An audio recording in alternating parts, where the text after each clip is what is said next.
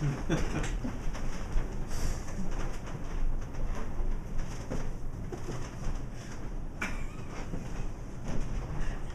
this is my persuasive speech. I'm an American citizen. I love America and the idea of America. Our country is the best one that I know of, and the people of the world know that this is the best place to have a chance at life, liberty, and the pursuit of happiness. I've been around long enough to know that there are people and organizations that are staying out in the dark fringe, ready to attack the flame of America that lights up the world. It's just as simple as sometimes there's evil men who want to do bad things. They can be committed, driven, and extremely patient while waiting to execute a plot against America and its people. They work together across country borders and across language barriers to achieve their goal. Some of those men, they can be bought with something as simple as creating a job. Like, for example, they did that in Iraq, where they would pay insurgents $10 a day from the U.S. government, and they would not attack Americans. But there are some who can't be controlled through political, religious, or racial means. They won't listen to their governments or their leaders. They just hate America and the influence that it has on their region. And some of them are willing to sacrifice themselves and innocence in order to inflict their will on us. Terrorists in general use the acts of terror for two reasons. One is to force an occupying army out of their region or out of their homeland, and the other is to establish a religious state with a particular religious law in mind. The National Security Agency, the NSA, works towards that goal of finding communication between these kinds of people and get the information of those who would stop these evildoers from executing their plans. In the pursuit, the Fourth Amendment is part of the Bill of Rights that was added to the Constitution that prohibits unreasonable search and seizure by the government, and the exposure of the search and seizure of property should be limited in scope as detailed in a specific search warrant that's been signed off by a judge to help prevent these intrusions in the private life of its citizens without probable cause. And probable cause can be defined as a reasonable person that would suspect a crime is or is about to happen. The NSA has pushed these boundaries of the law and quite possibly has violated the Fourth Amendment with their numerous secret electronic surveillance programs and uses of technology to gain, store, and catalog information of the American public without their consent or their knowledge. In pursuit of the safety from the terrorists, we may have started to lose what has made America great. And it appears the checks and balances of the system have failed, and the government is running out of control in terms of monitoring the trade of electronic information communication of the NSA. The history of the government abusing the privacy of its citizens and Fourth Amendment rights goes all the way back to 1919 with a program called Black Chamber. Black Chamber's purpose was to decipher diplomatic communications between diplomats of states that were not friendly with America. During the Second World War, there was the Office of Censorship, and it monitored communications by mail, cable, radio, and other means of transmission passed between the United States and any foreign country. According to Return to Sender, the U.S. censorship of enemy alien mail in World War II by Louis Fissette in Prologue Magazine, Volume 33, Number 1, printed in spring 2001. The NSA itself was created in 1952 to engage in acquiring intelligence on foreign citizens and governments. Decades-long intelligence surveillance abuses from NSA and other several government agencies led to the formation of the Church Commission in 1978, which led to FISA, which is the Foreign Intelligence Surveillance Court. FISA was made to basically make sure there was an oversight for the intelligence community. There was cases where government entities such as like the FBI would conduct surveillance on Frank Sinatra, Marilyn Monroe, and on other political and ideological enemies of those in power in the government at the time. And this is what FISA was supposed to stop. This helped to frame up the layers of oversight that the NSA is subjected to, so that rampant non-discretionary surveillance like that will be a ghost of the past. The U.S. government needs to protect the general public from threats both domestic and foreign. The electronic surveillance is one way to leave minimal footprints and utilize less manpower to conduct an operation more efficiently than what it was possible in previous years. For example, when J. Edgar Hoover wanted to surveil somebody, like in 1935, there actually had to be physically had to be agents watching the person. If they wanted to tap the phone line, they would actually physically send a guy up to the phone line and put in the tapping device and come back down. And then you would have all the support people to help support those agents that were doing the surveilling. Now, with the digital age, it's easy as a few computer clicks, and you can get almost all the information you would ever want on a target. And this has its benefits, like a dangerous criminal organization can be kept on a short electronic leash. A building threat from a foreign citizen or organization can be intercepted and neutralized before it comes to fruition. And all this can be done with a warrant issued from the court to allow protections of the Fourth Amendment. One of the government programs authorized under FISA was PRISM, and that helped to gain surveillance of both foreign people and governments, along with an undisclosed amount of private citizens.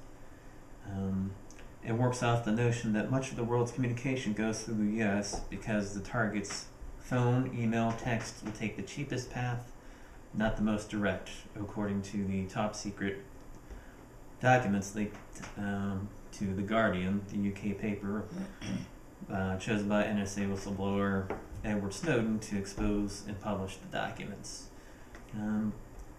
Current providers that collaborate with the PRISM program include Microsoft, Google, Yahoo, and all the major internet providers. Data that is permanently stored includes emails, chats, videos, stored data, file transfers, video conferencing, and essentially anything that goes over any form of electronic communication. And it also can track like activity logins as well. PRISM data collects data directly from the servers of those aforementioned providers. Data from a new target can be selected by an analyst and a supervisor versus actually having a warrant from a court. So there's very little supervision. And once a reasonable belief has been established by that supervisor, the specific target can start to be surveilled. And the target of the NSA that's in a foreign country is considered foreign unless proven to be American. And this is like going to court and being considered guilty until proven innocent, because the NSA will assume that everybody is foreign until they are proven to be American. And probably the biggest thing that the NSA has used was the wording that they've used. Once the target has been picked, they can use information that's been communicated to or about the target. So if any information about the target and any search in anywhere in the world has now become subject to surveillance from the NSA. So anybody searching about bin Laden or Al-Qaeda, once they type that in, all their electronic communications, their email, video, text, everything electronic they have is now subject to a legal NSA operation or investigation and surveillance. So this basically results in a lot of warrantless searches, a dragnet of essentially all of America, and a lot of private electronic information, which is just in direct opposition of what the Fourth Amendment stands for. So if you played the 6 Degrees of Separation to Kevin Bacon, you can see how this information would grow exponentially. One can also see how this would aid in the identification of terror cells and other terrorist activities within America and the rest of the world. Emails and cell phone intercepts traced by the NSA on any of the Pakistani relatives of the courier that was bin Laden's right-hand man eventually led to actually capturing bin Laden. The extent in which the government intrusion is mind-boggling. Glenn Greenwald, in the June 6, 2013 edition of the British daily newspaper The Guardian, first published top-secret court order that NSA had collected approximately 120 million phone records from Verizon subscribers. Future revelations included that this had been going on since 2006. The second instance was the revelation of the PRISM program, which was, as I said before, collects a broad swath of electronic information. All this was collected without a warrant or any reasonable oversight.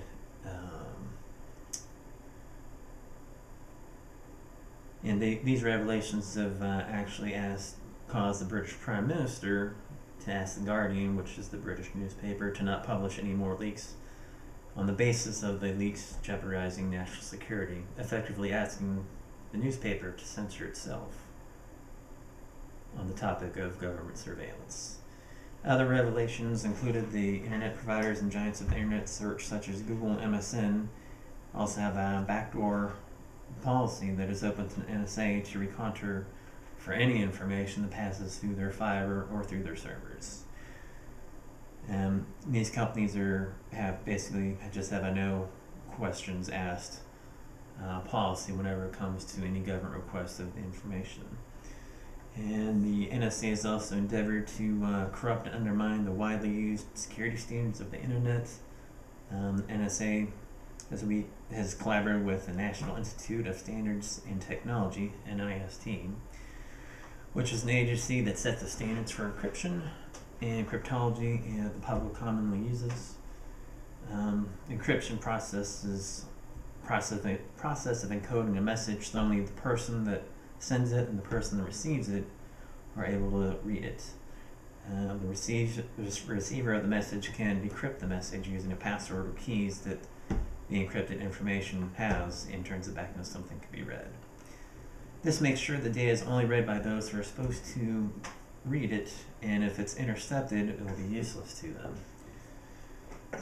Encryption has been endorsed and represented as the NIST as strong and nearly unbreakable. Actually had backdoors for the NSA that compromised the encryption community to a very high degree. While decryption is good, that you can break in, that you can surveil criminal gangs and organizations, it comes at a cost of privacy that should be protected. There's a government program called Upstream that collects data on the fiber cables, and it's sorted out by other sifting programs called Fallout and Conveyance. And this allows them to have the ability to take and sort various information to the electronic variety of Americans. And according to recent statements from the NSA, there's no random looking at people's pictures or snooping through their emails, according to The Guardian, one of their July 31st, 2013 articles. There's supposed to be procedures and abilities to audit what the NSA analysts are looking at, and the expectations are that they will be 100% accountable for any illegal transgressions against American citizens' privacy, according to General Alexander, the commander of the NSA, in the article. This seems misleading, as all foreigners under the NSA are considered foreign until proven American citizens. And this assumption allows for where the violations of the Fourth Amendment and abuses are more likely to occur.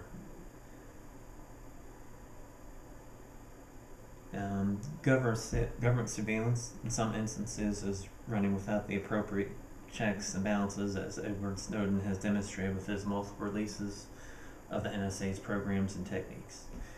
The number of allegations he has stated has been fortified by the internet security community and by several media outlets, along with the interviews that he has personally given. The NSA analysts, supervisors, administrators, and leadership are complicit with the warrantless searches and intrusions on American citizens' private communications. The need to protect America and its citizens and its interests are great, and surveillance on terrorists is appropriate, but